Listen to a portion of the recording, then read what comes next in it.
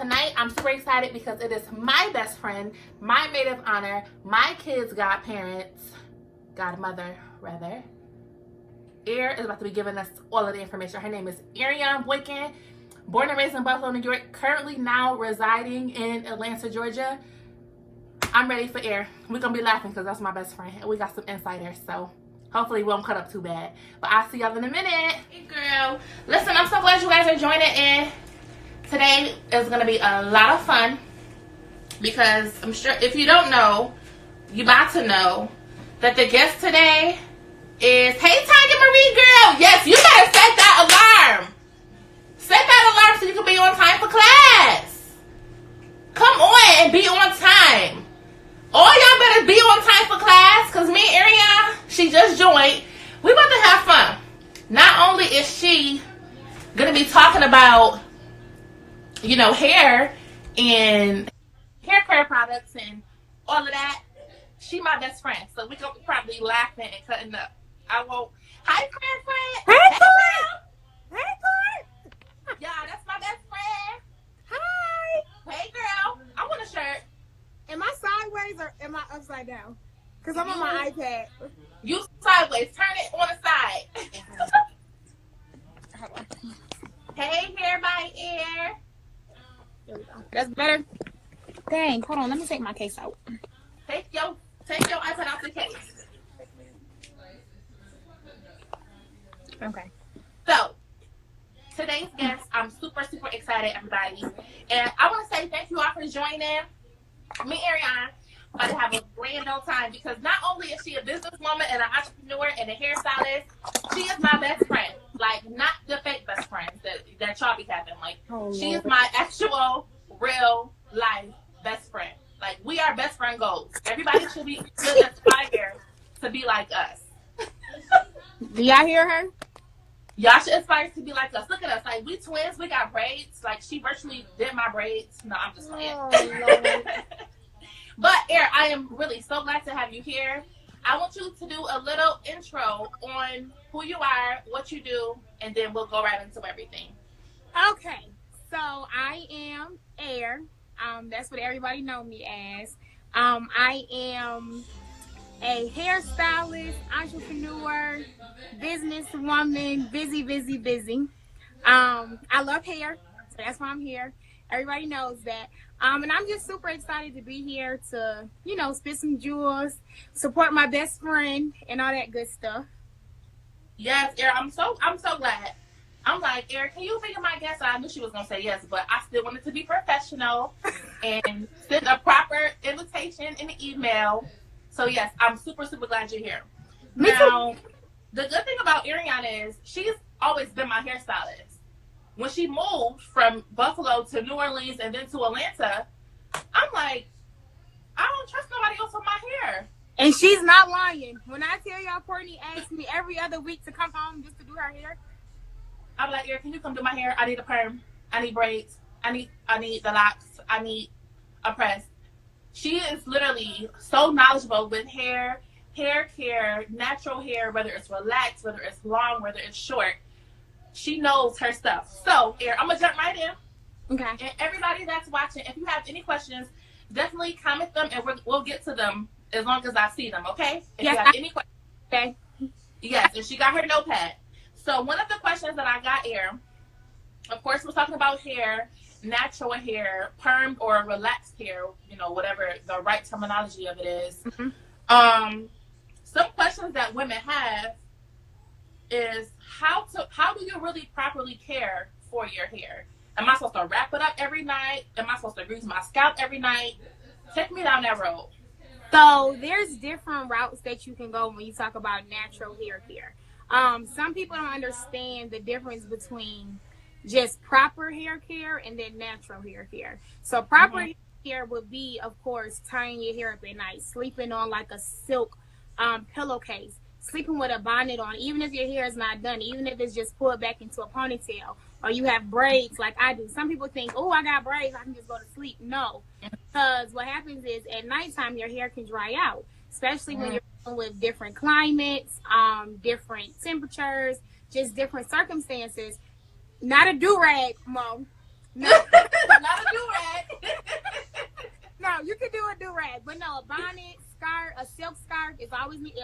needs to be silk. Yeah. Cotton dries our hair out. It does. Or, like I said, if you can't do that, at least do a silk pillowcase.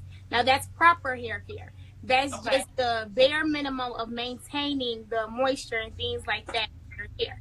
Now, when you talk about natural hair care, that's when you get into, yes, oiling your scalp.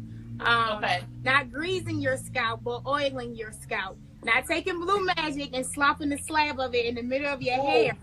And, okay. I oiled my scalp for the week. You know, things like deep conditioning, protein treatments, just things like that. Protein treatments and deep conditionings are two things that I live by. Deep conditioning and protein treatment. Yes, they're two different things. Protein treatment, if your hair is breaking or you experience a lot of shedding, or you have a lot of split ends, or you wear a lot of protective styles like braids, two-strand twists, things like that, protein helps bring those bonds back together, and it helps eliminate the breakage and the shedding and things like that. Deep conditioning is more for if you have really dry hair, and people with oily hair can do this too, but if you have dry hair, you want to look into deep conditioning. Now, people with dry hair should deep condition more than someone whose hair builds up a lot of oil. Wow, that's a lot of good information, and I did not know that there was a difference between a protein treatment and a deep condition. I thought they were just really both the same thing, but they're different. I have a question for you. Okay. This question came from Aaliyah. Hey, Aaliyah. Her question is, what is your favorite conditioner to use? What is your favorite conditioner to use for a deep conditioning? So for me, if I'm getting one that's over the counter, because you know, and we can touch on this too, it's in your kitchen that you can use that makes an awesome deep conditioner. But as far as something over the counter, I like Design Essentials. They have a rosemary mint conditioner. And a lot of people think like if it doesn't say like deep conditioner or hair mask that it's not a deep conditioner. No, the process that you do makes it a deep conditioner. So I love Rosemary Mint by Design Essentials. I live by that. I like Congo. Congo is something that a lot of people can order versus just being able to go into like Sally's or something like that and get it. But something local and accessible would definitely be deep conditioner. I mean, Design Essentials, rosemary and mint. They also have almond butter too. The almond butter is the bomb too. And you put it in your hair, you sit under the dryer. If you don't have a sit under the dryer, you just put a plastic cap on and you wear that for about 25, 30 minutes when you're just doing stuff around the house. Wow, that's easy to do. Just, you know, washing dishes or putting up a load of laundry. Yep. You can really just be having on your conditioner. Or just watching TV. Just literally watching the show. Wow, we have another question. So this is from LaDaya, our Sunday guest. LaDaya's question is, any tips on someone suffering from alopecia? That's a really good question. Yes. So with alopecia, and a lot of people, let me touch on that. A lot of people don't understand that there's different types of alopecia. So you can have hereditary alopecia. You can have tension alopecia. A lot of times we wear a lot of hairstyles that pulls our hair. And that's what causes, like tension alopecia is the most common one in African American hair. That's from like getting sew-ins or getting braids and they're too tight. One thing you have to do though is if the hair follicle is dead. If the hair follicle is completely dead to the point where it's like nothing but scalp, there's not a lot of treatments for that. But if there's like just a little bit of peach fuzz, there's oils and stuff that you can use to reactivate that hair follicle. Really? I thought alopecia was something. Is alopecia something that's permanent? Or can it be fixed? No, so it just depends on if, like I said, the hair follicle is completely gone. And so then you have to look into like getting shots or different type of, like there's hair shots you can get to try to get that hair follicle back active. And once it's back active, then you can use different products to try to get it back growing. But if treatable. Alopecia is definitely treatable. It's not a permanent thing, but then you don't want to do things to keep it pulling. So if it's coming from sew-ins, of course you're not going to continue to get sew-ins or braids. You're going to want to look into like a wig to let it breathe, let it get back active. Wow, that's good. See, I learned something. I hope y'all wrote that down. So if y'all know anybody that has alopecia, they have to go and get this information. So everything that me and Ariana is talking about today and all of the other previous speakers is all able to be replayed and rewatched on YouTube. So definitely make sure y'all go back and check that out if y'all didn't take notes. Yeah, that's so good. A dermatologist can tell you if the hair follicle is completely dead or if it's still active. So that's definitely something that you all will want to look into too. That's great news. A dermatologist. Mm-hmm. Yeah. Wow. People think a dermatologist is just for if you have acne. No, they serve other purposes too. That's true. I never even thought about that. Because that's skin. Yeah. So if you're suffering from like really bad dandruff, dry scalp, things like that, yeah, you can go see it. You don't have to go to a hairstylist. You can actually go to a dermatologist. Write that down, y'all. Dermatologists. And they have medicated shampoos and conditioners that they actually have to prescribe to you. Wow. So that leads into my next question. Mm-hmm. How often should we wash our hair? Should it be every time I get in the shower, or should it be how often should that be? So my recommendation, you know how Black women feel like my hair is done and I'm not washing it until I take this out. No. You can still wash your hair when your hair is braided, when you have sew-ins. My recommendation is once a week. I look at my hair and my scalp as part of my daily hygiene routine. You wash your area every 2 weeks or once a week. So you want to treat your scalp and your hair with the same respect. One thing I will say, when you look into like braids and sew-ins and things like that, you can wash your shampoo. Let me correct myself. We don't wash our hair. We shampoo our hair. There's a difference. Wash clothes. What is the difference? You wash clothes and you wash a car. You shampoo your hair. Wow. You will always have to properly dry it though, because what happens is if you don't dry it, mildew can get on your scalp. Our scalp can develop mold and mildew.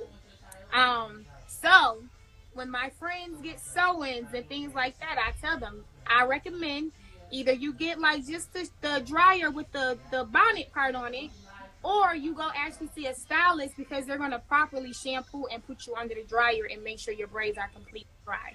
Because if not, when you take that sewing down, you will smell something that you do not like.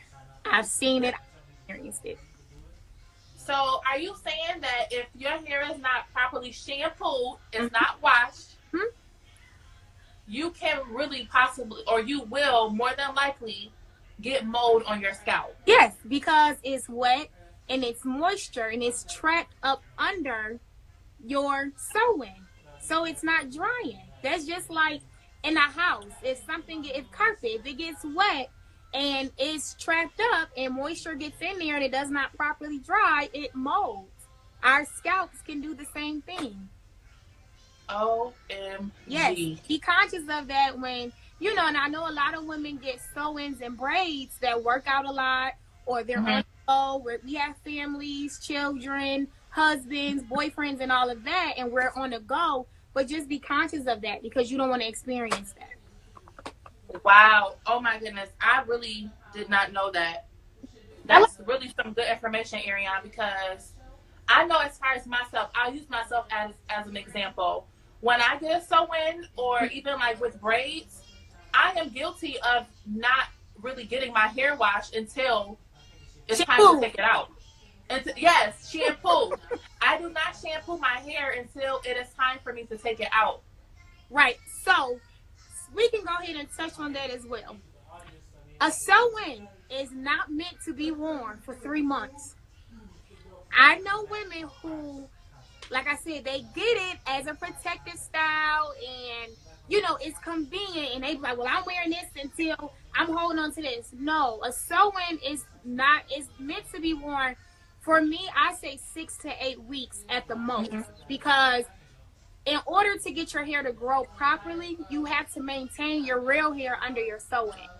And I know people who wear sew-ins for 3 months. And yes, they have a lot of new growth, but by the time you take it out and you go to treat it, it's so much dead hair. All that new growth, now the ends have to be cut off. So Right. it's out to be the same amount of hair if you would have just tuck it out at the proper time and got the proper routine and then got your sew-in put back in. Wow. So how long should you actually keep a sew-in if you take the proper care of your actual hair? 6 to 8 weeks. 6 to 8 weeks. 6 weeks What's is the proper care? Yeah, 6 weeks to me is like, okay, take it down, get you a shampoo, a good blow dry, trim, and then you can get it put back in. But just wearing it the whole way straight, that's nothing that I recommend. Wow. I think we have somebody on here that wants you to do their hair. Who is that?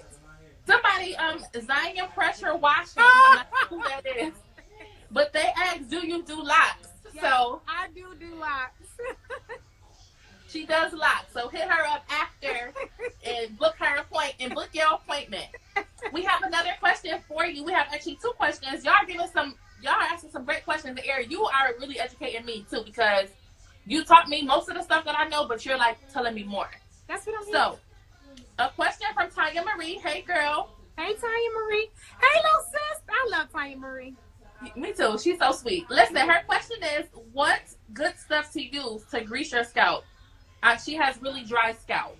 So, one thing that I like, now I'm going to give y'all some stuff that y'all can actually just go to like the grocery store and get.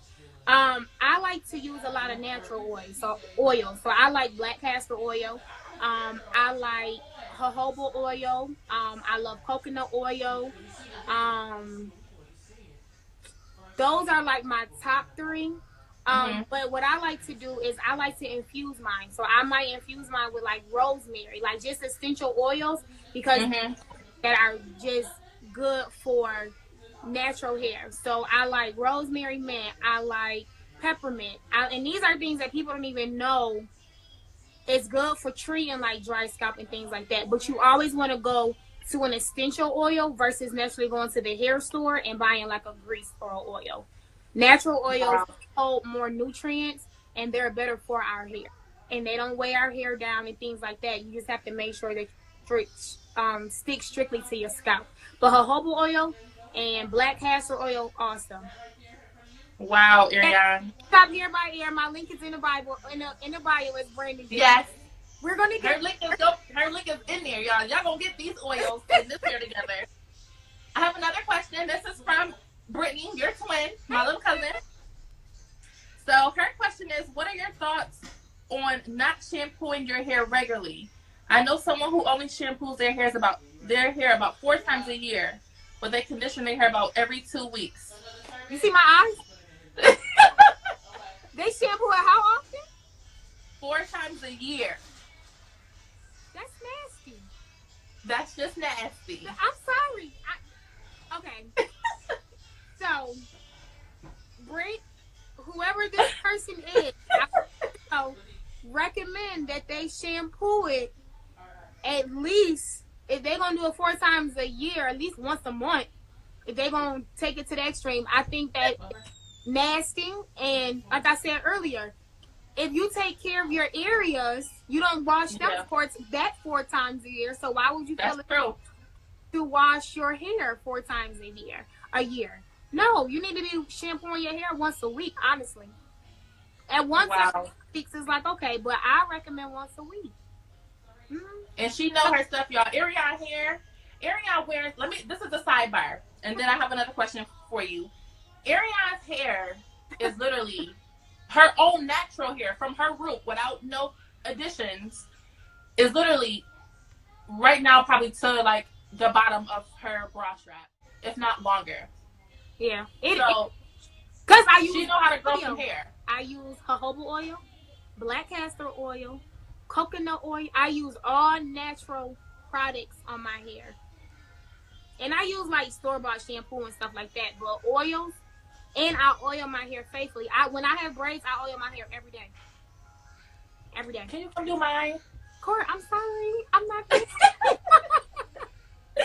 Y'all be wanting to come jump on a flight right quick to do my hair and then go back home. I know. Okay, I have another question. Okay. This question is from our Thursday night guest, which is Marissa Campbell Smith. Hey, Reese. So, her question is, what are your thoughts on frontals enclosures versus leave out? Which one is healthier? So, here's the thing. So, a leave out, to me, is a better look. It's more natural looking. It is, from a healthier standpoint, it's healthy as well, as long as you are not over processing your leave out. So the problem that a lot of women have is that their leave out gets fried and from pressing it out too much, and everything else is curly when they take their sewing out. Frontals and closures. Now, I like closures. I love closures. I feel like closures, if they're done properly, they are absolutely beautiful and they cause no damage to your hair. Frontals, the thing with a frontal is, people have to understand, all of this is glue. The purpose of a frontal is to have the frontal part on your forehead. But where people go wrong is they put the frontal part on their edges. And so glue rips the hair follicle out, because a frontal was actually designed more so for people with a larger forehead. I'm going to be completely honest. Because it's supposed to have some versatility when it comes to putting the frontal on. People with foreheads like myself, I can use myself as an example. See how these edges come right to my eyebrows?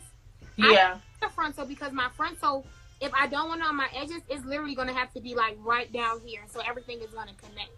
Me personally, I don't think that frontals are the best route to go, because like I said, the glue can rip your edges out. A closure doesn't require any glue, so I'm okay with closures. And like I said, leave out, that's the best route to go. Especially like I said, as long as you don't press your leave out every day. Now, if you go to a stylist and they use a good product on your hair, you're not going to have to press it out every day. And if you tie your hair up every night like you're supposed to, you don't have to keep pressing your hair out every night. And then for the women who's worried about heat damage and things like that, you have to stay away from the flat iron when it comes to the leave out. So me personally, I would do leave out, closure, and frontals I would just completely stay away from. Oh, wow. That's really good information. So frontals, completely stay away from, because the glue, correct, and it has to be pretty much like on your forehead. And the thing about it is, that glue it can live after like 3-4 days just from getting in the shower and the steam hitting it and sweating, anything like that. And so all you're doing is going back, putting more glue on it. So there's no way that's going to be healthy. Right. So Ty Marie is asking a question. She said, I always relax my leave out so it lays perfectly. What do you think about that? Just relaxing just that little piece of leave out. So a lot of people do that. I feel like that's something that's your own preference. Only because when you don't have a sew-in now, and if you want to, let's just say, where your hair curly, now you have this part that's relaxed and everything else is curly. So if you think about that, by all means. But if you are someone who wants to remain natural, you don't have to relax it. It's like I said, if the hairstylist presses out right, or they use a good shampoo and conditioner, you're fine. Your leave out will stay straight. And if your hair is already trained, so like for women who wear press all the time, like me, my hair is trained to stay straight. So when I get a sew-in, my leave out still stays straight because my hair is trained. Now, if your hair is not trained, it's going to take some time for it to get trained, where you don't have to relax your leave out, or you don't have to press it every other day. Wow. So that's good information too, because I know me personally, my hair is in a funny phase right now. I just literally get it pressed out. Yeah. And I mean, everybody goes through that. And then it's a matter of how much you leave out too. The less you leave out, the less you have to worry about. As long as you have enough to cover your tracks and it's still full and things like that, it's not a lot of maintenance. Okay. That makes such great sense. Okay, so I have a question for you. This did come from people that I was, in communication with. Now, this is about being a hairstylist. Why are hairstylists never on time but want the clients to be on time? I can't wait till you ask me this. I got a whole paragraph about this. All jokes aside, so here's my take. Hold on, I have to fix my hair. So here's my take on this. with being a hairstylist, it's also about how you run your business, how you structure your business. So if you are a business minded person, regardless of whatever field that you're in, Mm-hmm. being on time is going to be very important to you because you don't want your client to be late. So why do you feel like it's okay for you to be late? I Right. A lot of times hairstylists get beside ourselves. I'm going to say our because I am one. I don't do that.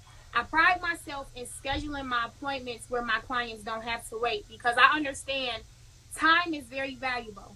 And you don't know Mm-hmm. what people have to do. You don't know how they plan their day. And I think it's very selfish as a hairstylist, a barber, a nail tech, Mm-hmm. a esthetician to schedule people and not get them in at their scheduled time. I think a lot of hairstylists get besides themselves with money and their Mm-hmm. and so what happens is they'll schedule 3, 4 people and think I can shampoo this person, put them under the dryer, start my next person. No, no, no, no, no, no. It does not work. No. If you don't, especially if you don't have help, if you don't have like an assistant that's actually, let's just say a sew-in, that's doing your shampoo and your braid down for you, you're one person. You are one Right. person. I don't think stylists understand the importance of that. For me, um, Mm-hmm. I have structure in my life. So Mm-hmm. because I have structure in my life, that helps me structure my business where I don't do that. So Mm-hmm. I do a lot of braids. We all know I'll be standing behind the chair 12 hours a day doing box braids. Yeah. But I'm not going to schedule somebody at 9 a.m. Knowing box braids take 6 hours and then schedule somebody for 1 o'clock, having them Mm-hmm. wait 2.5. Like, I just think that's so rude. I wouldn't want it done to me. I've been through that route before. I've been to Yes.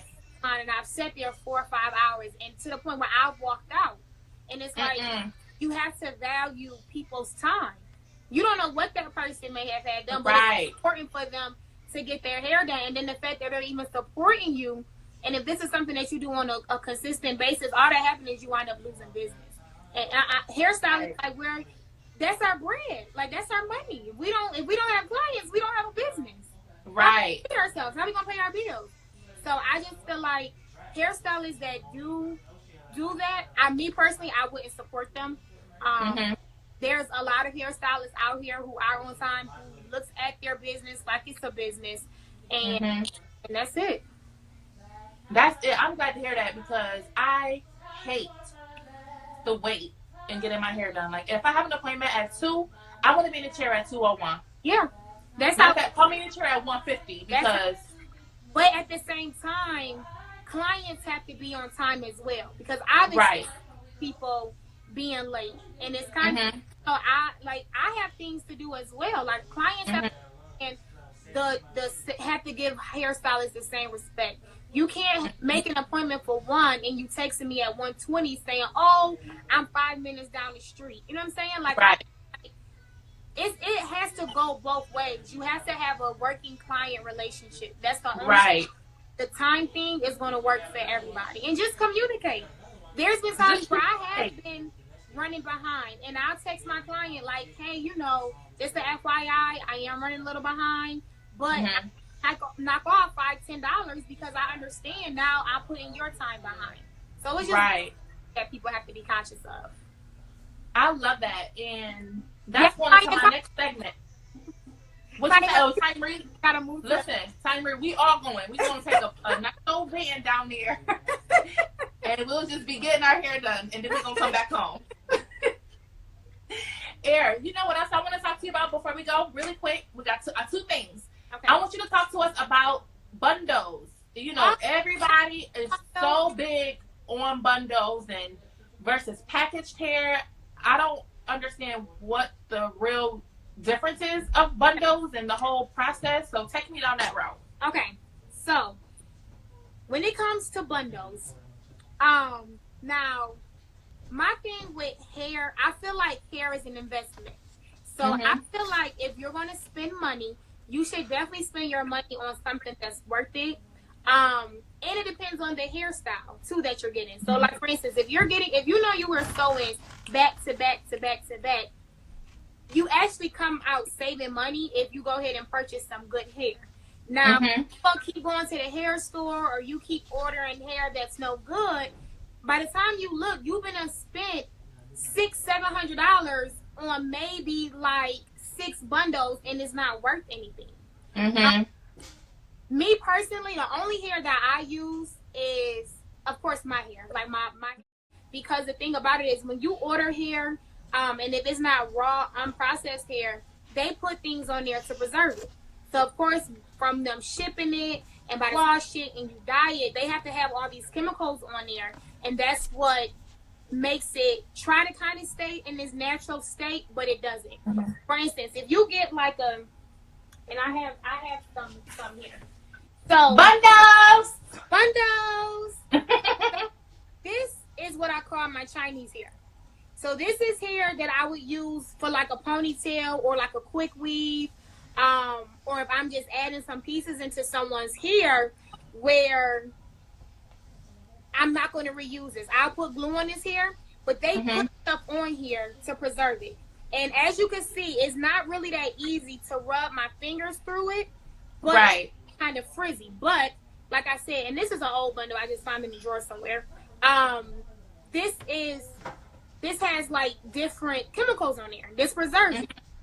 If you look at this one, this is raw hair. So I'm about to say it looks more real. It looks healthier. This is definitely a better quality of hair. This hair you can reuse, like I said, like Tanika. So Tanika, which is our big sister, she ordered hair when I first started selling my bundles. She ordered hair, and Tanika sent me a picture every time she got that hair installed. And it's still amazing. Tanika had to get that hair installed at least 4 or 5 times. She has, and she still has that hair. Definitely, like I said, hair to me is an investment. If I'm going to spend my money, I'm going to spend it on something worth spending it on, where I don't have to keep buying hair over and over and over again. Right.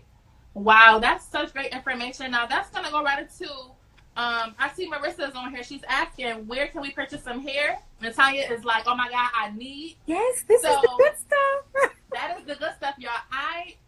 The only hair that I want is Ariane's hair. That's it. I only want her hair because I know the quality is good. I know she's done the hard work to find. Researched, and I done met with yes. I have been through different vendors, and it's hard. Like, I'm not gonna lie, it is hard finding good vendors out here, because you get a lot of people who they'll tell you like, oh, you know, I have the best hair, but you always have to try it out. Bundles is trial and error. So when I found some that I love it, and like I said, it's worth it. And I actually, from like, and I've compared my prices to other people who sell hair, and then my prices don't even compare. Like, don't even compare, y'all. I'm telling you, I'm not money hungry. That's the difference. A lot of people out here to take people money. I'm here to help people. Like, I just feel like that's what my, you know, I'm here to. I get it. At the end of the day, your hair is a bill. Like, that's something you gotta cover. So I'm gonna do what I can, you know, to make it affordable. Beauty class has been going phenomenal. On Tuesday nights, 6 p.m. Catch me on Facebook with my sister friend. The Golden Eye Show. Please subscribe. Please subscribe.